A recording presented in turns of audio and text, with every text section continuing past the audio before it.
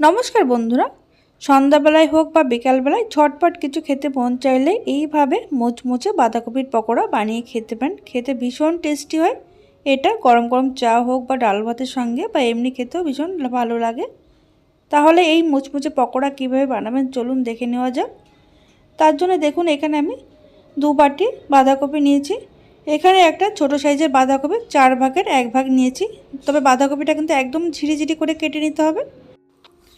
এবার দেখুন বাঁধাকপির মধ্যে আমি হাফ চামচ মতো নুন দিয়ে এইভাবে হাত দিয়ে খুব ভালো করে চটকে নিচ্ছি। এইভাবে যদি নুন দিয়ে চটকে নেওয়া হয় বাঁধাকপিটা একটু নরম হবে আর বাঁধাকপির থেকে কিন্তু দেখবেন অনেকটাই জল বের হবে। দেখুন বাঁধাকপিটা চটকে কিন্তু আমি 2 মিনিট এইভাবে রেখে দিয়েছিলাম আর এর থেকে দেখুন কতটা জল বেরিয়েছে। এবার জলটা আমি ফেলে দিচ্ছি একটা বাটির মধ্যে। এবার এই বাঁধাকপির মধ্যে আমি দিয়ে দেব বেসন। এখানে আমি দেখুন 3 টেবিল চামচ আগে বেসনটা দিয়ে দিলাম এর মধ্যে। তারপরে দিয়ে দেব 2 টেবিল চামচ মতো চালের গুঁড়ো। চালের গুঁড়ো দেওয়ার কারণে কিন্তু বেশ মুচমুচে হবে আর বাইন্ডিংয়ের জন্য কিন্তু বেসনটা অবশ্যই দিতে হবে। এখানে দিয়ে দিলাম এখানে একটা মিডিয়াম সাইজের পেঁয়াজ কুচি। এবার এর মধ্যে আমি দিয়ে দিচ্ছি দেখুন সামান্য পরিমাণে জোয়ান, এতে করে ফ্লেভারটা ভীষণ ভালো হবে। দিয়ে দিলাম এর মধ্যে হাফ চা চামচ মতো চিলি ফ্লেক্স। দিয়ে দিচ্ছি 2টো কাঁচা লঙ্কা কুচি। দিয়ে দেবো এবার এর মধ্যে স্বাদ মতো নুন। দিয়ে দিচ্ছি এখানে হাফ চা চামচ মতো হলুদ। এবার এটা হাত দিয়ে কিন্তু খুব ভালো করে মিশিয়ে নেব আমি।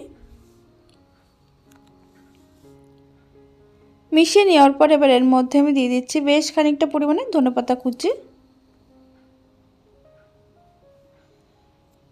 এবার সমস্ত কিছু কিন্তু খুব ভালো করে মিশিয়ে নিতে হবে। এইটা কিন্তু একদম শুকনো শুকনো করে মেখে নেব আমি। এর মধ্যে আমি যে বেসনটা ছিল সেই বেসনটা কিন্তু এর মধ্যে পুরোটাই দিয়ে দিলাম। এখানে আমি দেখুন তার মানে 4 চামচ বেসন আর 2 চামচ মতো চালের গুঁড়ো মিশিয়ে নিয়েছি। শুকনো শুকনো করে মেখে নেওয়ার পর এবার এর মধ্যে আমি দিয়ে দিচ্ছি ছোলার ডাল। ছোলার ডাল আমি এখানে 2 টেবিল চামচ ছোলার ডাল ভিজিয়ে রেখেছিলাম 5-6 ঘন্টার জন্য। ছোলার ডালটা দিয়ে এর মধ্যে আবারও ভালো করে মেখে নিতে হবে। দেখুন খুব সুন্দর শুকনো করে মাখা হয়ে গেছে। এবার হাতটা আমি ভালো করে ধুয়ে হাতে সামান্য একটু সাদা তেল লাগিয়ে নিয়েছি যাতে করে এটা গোল শেপ দিতে সুবিধা হয়। একটু গোল করে একটু চ্যাপটা করে নেব। দেখুন এইভাবে আমি প্রত্যেকটা তৈরি করে নিয়েছি। পকোড়াগুলো ভাজার জন্য এখানে কড়াইতে দেখুন বেশ খানিকটা সাদা তেল গরম করতে বসিয়েছি। তেলটা ভালোভাবে যখন গরম হয়ে যাবে তখন কিন্তু গ্যাসের আঁচ মিডিয়ামে রেখে এইভাবে পকোড়াগুলো দিয়ে দিতে হবে। আমি যেগুলো আগে বানিয়েছি সেইগুলো কিন্তু আগে ভেজে নিচ্ছি।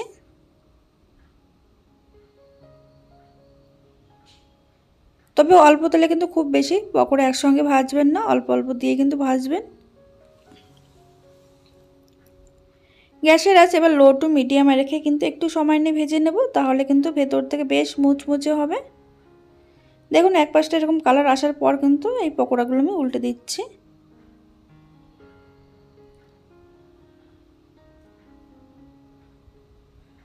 উল্টে পাল্টে 3 থেকে 4 মিনিট একটু সময় নিয়ে ভেজে নিলে কিন্তু দেখবেন দারুণ সুন্দর মুচমুচে বাঁধাকপির পকোড়াগুলো রেডি হয়ে যাবে।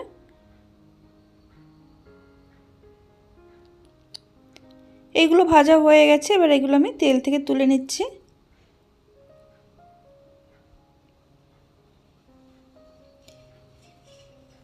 এটা গরম গরম চা হোক বা টমেটো কেচাপের সঙ্গে খেয়ে দেখবেন খেতে কিন্তু অসাধারণ হয়। ওপরটা মুচমুচে আর ভেতরটা কিন্তু একটু সফট হয়। দেখুন এগুলো ভাজা হয়ে গেছে।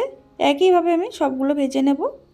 তাহলে বন্ধুরা আপনারা দেখতেই পেলেন কত সহজে তৈরি হয়ে গেল দারুণ মুচমুচে ছোলার ডাল এবং বাঁধাকপিতে দারুণ স্বাদের পকোড়া। এইভাবে একবার বাড়িতে বানিয়ে খেয়ে দেখতে পারেন, খেতে কিন্তু ভীষণ ভালো হয়। আর ভিডিওটি ভালো লাগলে লাইক কমেন্ট শেয়ার করে পাশে থাকবেন, চ্যানেলটিকে সাবস্ক্রাইব করে পাশে থাকবেন। ধন্যবাদ।